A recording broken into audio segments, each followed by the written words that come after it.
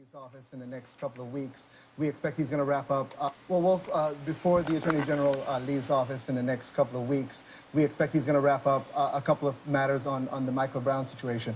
The Justice Department has been doing a pattern and practice investigation of the Ferguson Police Department, and we expect that they're going to announce findings. The Attorney General will announce findings that finds that there was a pattern of discriminatory policing by the Ferguson Police Department. Now, this includes the practice of doing traffic fines targeting minorities, and in some cases, some of these people were not able to pay their fines and ended up serving time in jail. Now, in addition to that, at the same time they announce these findings against the Ferguson police, we expect that they'll announce formally that there will be no charges against Darren Wilson, the officer who shot Michael Brown. Obviously, those two findings will be a big deal to wrap up the Attorney General's tenure before he leaves. So what will they say specifically? Was there built-in racism? We know Ferguson, Missouri is predominantly African-American, but they only had a tiny number of African-American police officers. Right, and these findings will basically target the department for a pattern of behavior against minorities, especially African-Americans who live in that area.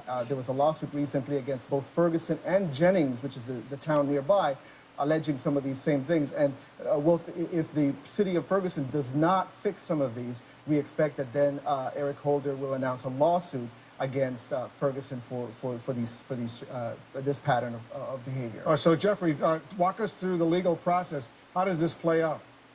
Well, this was really the most likely outcome from the beginning. It's very difficult to make a federal criminal case against a police officer under these sorts of circumstances.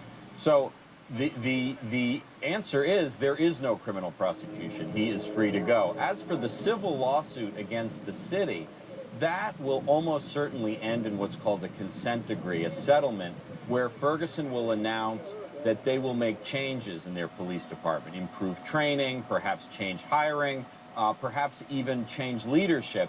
But that is a civil lawsuit, has nothing to do with criminal law, and those cases, we've had them in Cincinnati, we've had them in New Orleans, almost always end with an agreement to change practices, not an actual trial. I know, Tom, you've been watching what's going on in Ferguson from the very beginning. How does this play out in your mind? Well, I agree with Jeffrey. There's always been, this is a dual track, separate investigations. One's the criminal investigation of the civil rights violation against Darren Wilson, and we've kind of expected from the beginning that there was not going to be enough there to bring criminal charges against him. Separately, this is a separate investigation by a different entity in DOJ that looks at patterns and practices, so I think we kind of expected that they would find some issue to bring up in that case. What about the mayor of Ferguson, the police chief in Ferguson? What's the impact on them?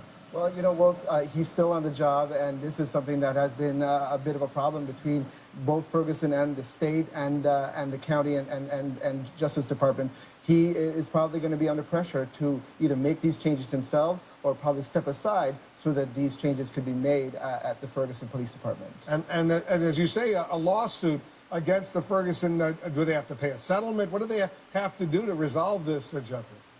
Well, that's really up to the Justice Department. It is an actual civil lawsuit, and then there will be negotiations about what is satisfactory to the Department of Justice that will address the problems. As I said, it could include the police chief has to step down. It could include that some of the police officers have to step down. Certainly, it will have something to do with changing the training practices and any sort of activity of the police department, how they interact with the population, that's all on the table, and the case will not be resolved until the Justice Department is satisfied that the changes are serious and really will address what they see as a problem.